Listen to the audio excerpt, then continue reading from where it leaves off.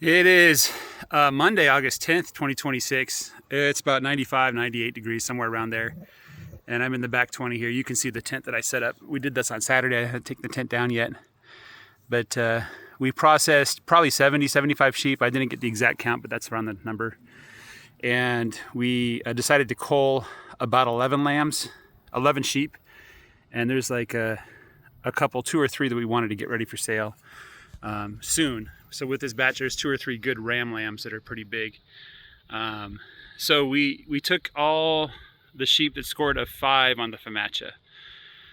So if you don't know how the FAMACHA works, 1 is perfect health, that's deep red.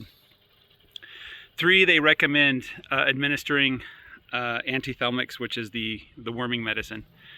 And 5 is like, this sheep is going to die. So we took all the ones that were at a 5. They're like basically white eyelids, and put them together. We gave them all dewormer. I didn't give any dewormer to any other sheep. And then we put the rest of the sheep back to pasture.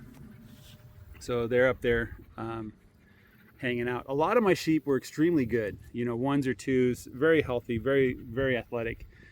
A couple were 4 or 5. The 4s were okay. They had a little bit of energy, but the 5s were, you know, unfortunately, Lady U2, so UWEU, U0002. She is one of the first sheep I ever bought. She's a St. Croix, and she got classified. I believe that's her right there. Boop. She was pretty sluggish, and my neighbor said that she seemed delirious a little bit. And so we administered antithelmics, 2 kinds, Powerade with sugar, and then 2 kinds of supplements. One's like an iron that they give to horses, and the other is just a general, like all these different vitamins, including vitamin B.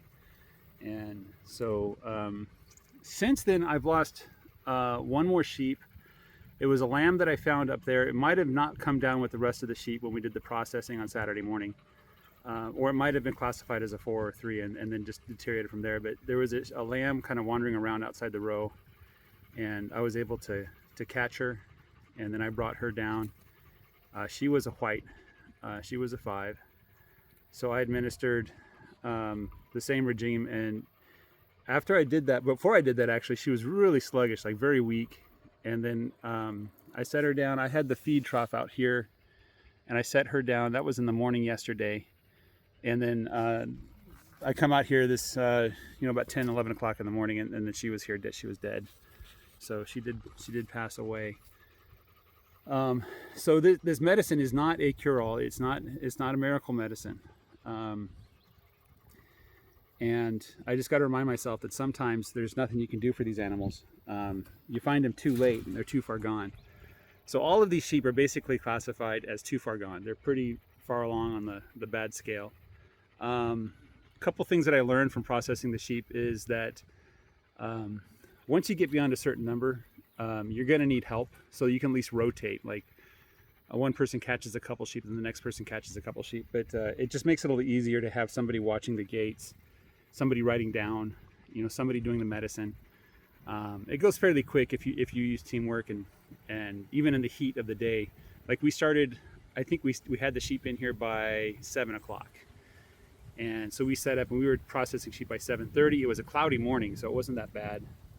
But we were already sweating by the time 7:30 rolled around, because the humidity is so high in the morning. And then we finished up right when it started to get really hot, around 10 o'clock.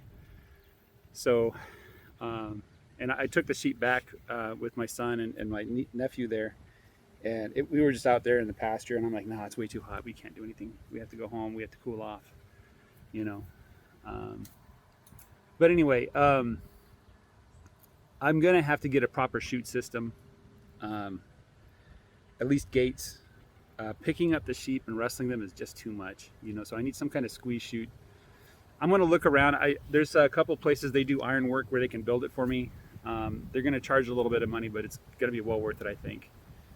And that might make it a little quicker, having a little gate system that I can push the sheep through. This chute here is too wide for the sheep, so I'm thinking of building a parallel gate system. And And I was watching an old video, an old film from the 1930s or 1920s or something. There's a silent film where they're showing a sheep operation out there in Idaho. And for all I know, my ancestors were doing something very similar to that. Probably the same breed of sheep too. It was like big whitehead or something like that. But they built their chutes out of wood, and they built them about 3 feet high. They had planks, basically solid wood, from the 3 foot high mark down. And it was just big enough a sheep could squeeze through, you know, and that's kind of what I think we need. Is if the sheep can just barely squeeze through the chute, then that'll make it a lot easier to work them, you know. Another thing too is like this tall gate that's like 5 feet, 6 feet tall. It's just too much, you know. It's hard to work around. You can't really reach over and tap the sheep to get them moving, you know. So it's just not a good system. Definitely designed for cattle.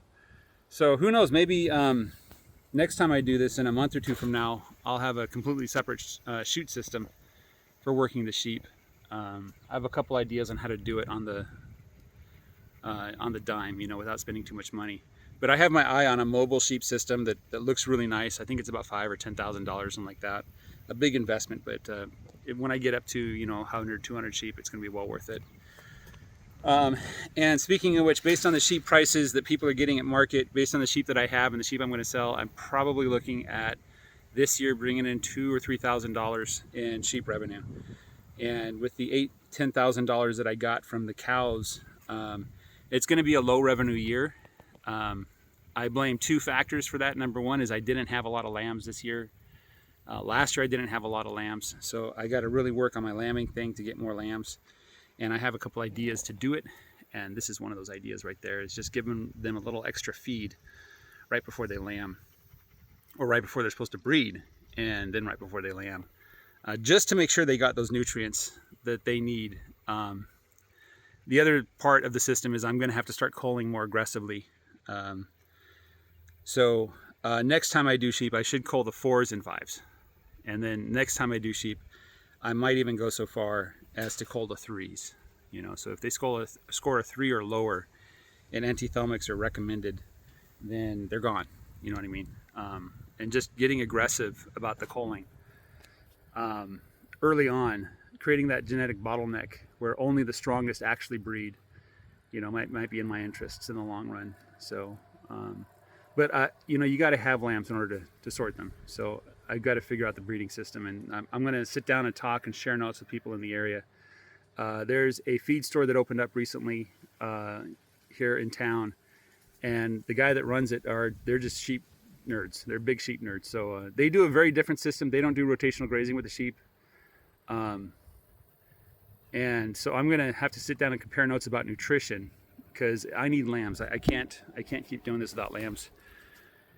And either I figure out if there's a particular kind of forage that I need to do, or something I need to do with the forage so that they get extra nutrients. Maybe it's just as simple as putting a protein tub out for them. You know, because when I want to breed them in December, well, that's just not a good time for forage.